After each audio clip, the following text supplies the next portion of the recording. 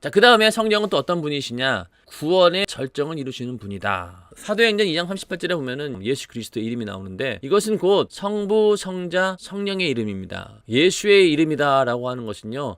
아버지와 아들과 성령의 이름이다. 예수라고 하는 것은요. 나사렛에서 태어난 그 하나님의 아들 그 이름만 지칭하는 것이 아니라 인간을 구원하기 위한 하나님의 구원의 스케줄 전체의 이름이 바로 예수입니다. 그 일을 할 때도 이 프로젝트라는 게 있잖아요. 프로젝트 명은 뭐다.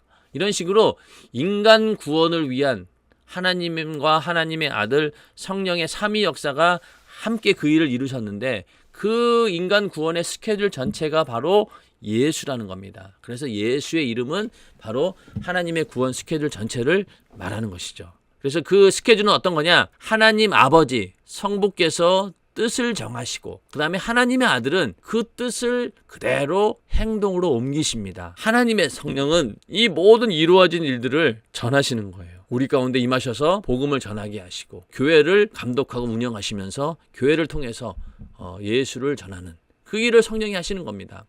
자, 이 얘기는 결국 뭐냐면 비유를 들면은요. 집을 건축하려면은요. 먼저 설계도가 있어야 되겠죠. 그래서 설계도가 있으면은 설계도를 보고 그대로 집을 짓습니다. 그 다음에 그 집에 들어가서 실제로 사는 사람들이 있는 거죠. 마찬가지로 설계도를 계획하신 분은 하나님 아버지이시고 건축하신 분은 바로 하나님의 아들 예수이십니다. 그 집에서 사는 것은 우리들이 살고 있지만은 그러나 우리 안에 성령이 계시기 때문에 성령께서 그 안에 거하시면서 실제적인 이 집이 어떤 것이다라고 하는 것을 알려주시는 분이 바로 성령이시란 거죠. 예, 그렇게 비유를 들 수 있고 또 하나의 이제 비유를 들자면은 이제 영화의 비유를 들게요. 어떤 영화를 만들기 위해서는 먼저 그 시나리오가 있어야 됩니다. 각본이 있어야 되는 거죠. 그 시나리오가 처음 굉장히 좋아야 돼요.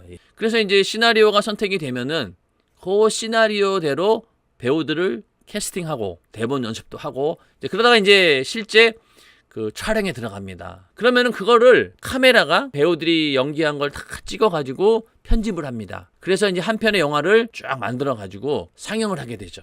뭐 전 세계 동시 상영. 이러면은 이제 한 영화가 전 세계에 그냥 동시에 딱 소개가 되는 거예요. 그 영화를 본 사람들은 그 시나리오를 쓴 작가가 하고 싶은 이야기, 또 배우들이 직접 액션을 하면서 표현하는 그런 것들, 영화관에서 느껴지는 그 음악과 또 여러 가지 모든 것이 복합적으로 작용하면서 막 우리 안에 다가오는 감동, 이런 것들을 느끼게 되지 않습니까? 그런 것처럼 인간 구원이라고 하는 이 스케줄, 이것을 계획하신 그 시나리오를 쓰신 분은 바로 하나님 아버지시고 그 구원의 스케줄대로 직접 행동으로 옮기신 분이 바로 예수 그리스도이시고 그 예수님이 하신 일들을 카메라처럼 담으신 분이 누구세요? 성령이십니다. 성탄 때부터 부활 때까지 모든 예수님의 삶의 과정을 꼼꼼하게 철저하게 처음부터 끝까지 빼놓지 않고 다 기록하고 알고 계신 분이 누구시라고 했죠? 성령이신 거예요. 마치 모든 배우들의 연기를 다 카메라에 담은 것처럼 성령께서는 예수의 생애를 그대로 카메라처럼 담으신 거예요.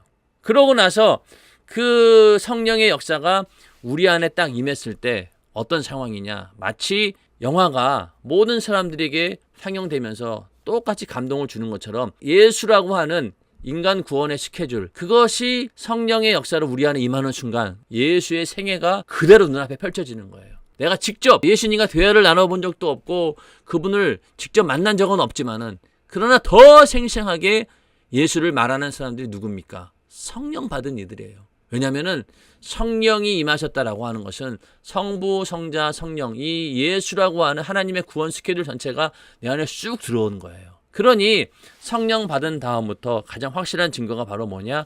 예수를 증거하게 되는 겁니다. 예수를 증거하는 이유가 뭐냐? 바로 이 한 편의 영화와 같은 그 인간 구원의 이 절대적인 그 사건이 내 안에 쑥 들어오는 거예요. 예수를 말하지 않고는 견딜 수가 없어요. 그 전까지 예수를 믿지도 않고 오히려 핍박하던 자들도 성령 받으면은요, 그때부터 예수의 변호자가 돼요. 목숨 걸고 변호합니다. 입에 침 튀기도록 복음 전해요. 왜 그럴까요? 내 안에 성령으로 그 모든 예수라고 하는 구원의 스케줄이 내 안에 쑥 들어왔기 때문에. 그러니까 우리 안에 구원의 절정을 이루시는 분이 바로 성령이시다라는 얘기는 예수라고 하는 그 구원의 절정의 그 소식이 그냥 귀로 들리는 것으로 끝나는 게 아니고 눈으로 보는 거 끝나는 게 아니라 내 안에 체험적으로 임한다는 거죠. 그래서 그 체험의 소식을 전하고 증거하는 자가 바로 성령 받아서 복음을 전하는 자들입니다.